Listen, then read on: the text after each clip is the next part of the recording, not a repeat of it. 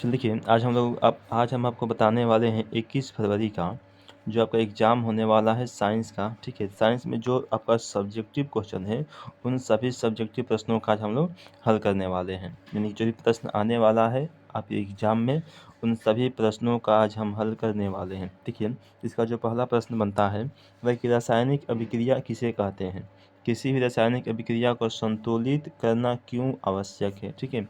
और ध्यान रखिए कि आपके एग्ज़ाम में ये आएगा ही आएगा, ठीक है? चलिए, देखिए उत्तर लिखेंगे कि जब कोई पदार्थ अकेले या किसी अन्य पदार्थों के साथ मिलकर एक या एक से अधिक नए गुण वाले पदार्थों का निर्माण करता है, तो उसे रासायनिक अभिक्रिया कहते हैं, ठीक है? अगर देखिए कि द्रव्यमान संरक्षण के सिद्धांत का पालन कराने के लिए रासायनिक समीकरण को संतुलित करना आवश्यक होता है। देखिए कि जो द्रव्यमान संरक्षण का सिद्धांत होता है, उसको पालन कराने के लिए रासायनिक समीकरण को संतुलित करना पड़ता है, क्योंकि इस सिद्धांत के अनुसार रासायनिक अभिक्रिया के बाद द्रव्यमान का न तो निर्माण होता है और न ही विनाश होता है, ठीक है? चलिए देखिए अगला प्रश्न है आपका, कह रहा है कि जब लोहे की कील को कॉपर सल्फेट के विलयन में डुबोया जाता है तो विलयन का रंग क्यों बदल जाता है? ठीक है, तो उत्तर लिखेंगे कि FeSO4 बनने के कारण, ठीक है, विलयन का रंग नीला से बदलकर हल्का हरा हो जाता है, ठीक है? चलिए देखिए अगला प्रश्न है आपका, कह रहा है कि अम्ल और क्षारक में अंतर लिखें। तो देखिए लिखेंगे उत्तर, एक बगल अम्ल लिखेंगे और एक बगल क्षारक लिखेंगे। तो अम्ल में इसका स्वाद जो है, यह स्वाद में खट्टा होता है और यह स्वाद में कड़वा होता है। यह नीले लिटमस पत्र को लाल कर देता है और यह लाल लिटमस पत्र को नीला कर देता है। यह मेथिल ऑरेंज को लाल कर देता है, इसलिए लिखेंगे कि यह मेथिल ऑरेंज को पीला कर देता है। चलिए देखिए आगे है कि यह जल में घुलकर H+ आयन यानी कि हाइड्रोजन आयन देता है और यह जल में घुलकर H- आयन देता है। इसका pH मान 7 से कम होता है और इसका pH मान 7 से अधिक होता है, ठीक है? यह हल्दी के हल्के पीले रंग में देखिए इसमें कुछ नहीं लिखा है, कोई बदलाव नहीं लाता है, ठीक है? और यह हल्दी के हल्के पीले रंग को लाल भूरे रंग में बदल देता है, ठीक है, जो क्षारक होता है।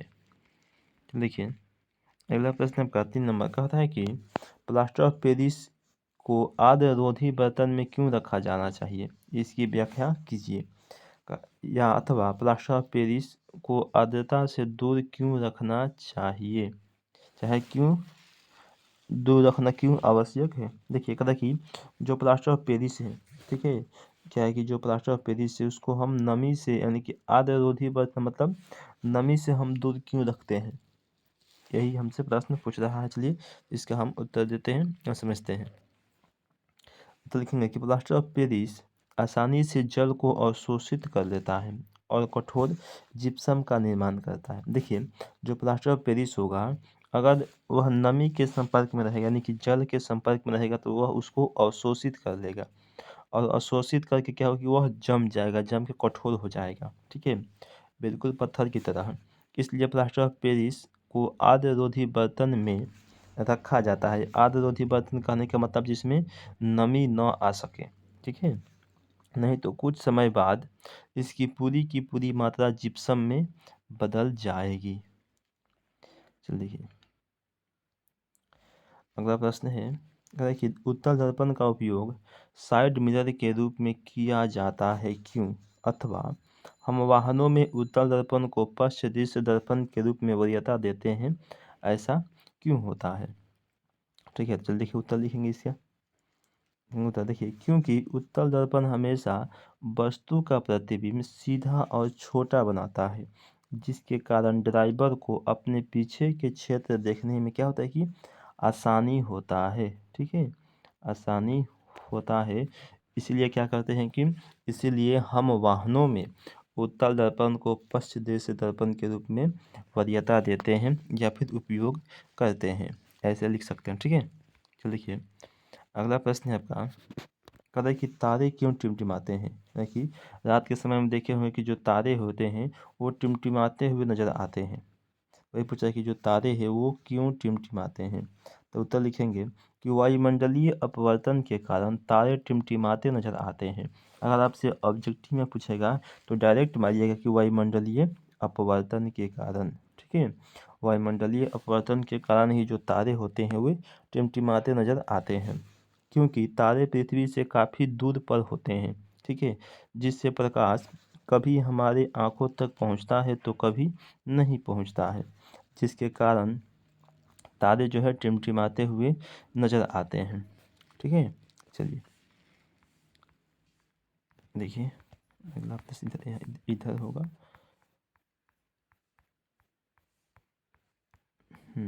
देखिए ये मोस्ट वीवीआई प्रश्न है, समझिए तो मोस्ट वीवीआई, जितना इसको स्टार लगाना हो लगा लीजिए, वीवीआई। ठीक है, देखिए इसमें की करा कि प्रश्न है कि मानव पाचन तंत्र का सचित्र वर्णन करें। ठीक है, मानव जो पाचन तंत्र है, डाइजेस्टिव सिस्टम, उस पाचन तंत्र का सचित्र वर्णन करना है। तो उत्तर लिखेंगे कि मानव पाचन तंत्र में प्रमुख अंग एवं ग्रंथि भाग लेते हैं। ठीक है, पहला होता है मुख गुहा। लिखेंगे मुख गुहा आहार नाल का सबसे पहला अंग है। भोजन के पाचन की शुरुआत मुख गुहा से ही होती है। मुख जिस गुहा में जाकर खुलती है उसे मुख गुहा कहते हैं। इसमें दांत, जीभ एवं लाल ग्रंथि पाई जाती है। इसमें दांत का कार्य भोजन भोजन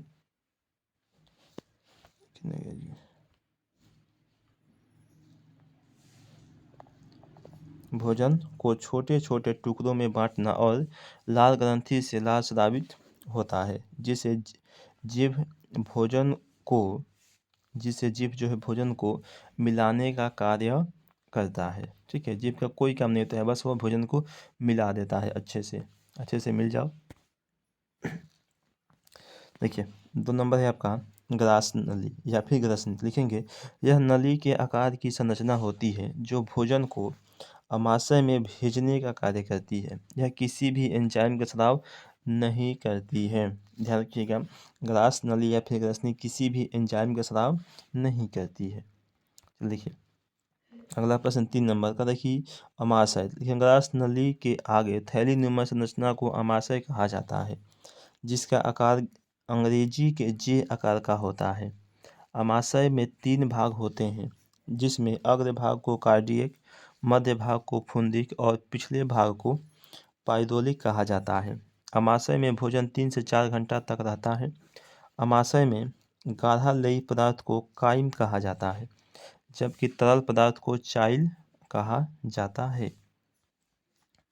तो लिखेंगे अमाशय में पेप्सिन और एमाइलेज एंजाइम का स्राव होते रहता है। कौन कौन? पेप्सिन और लाइपेज। ठीक है, 2 चीज़ें पेप्सिन और लाइपेज।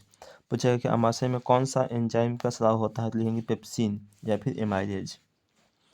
चौथा लिखेंगे यकृत। ये शरीर की सबसे बड़ी ग्रंथि होती है।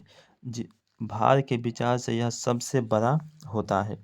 इसका वजन लगभग 1.5 kg होता है।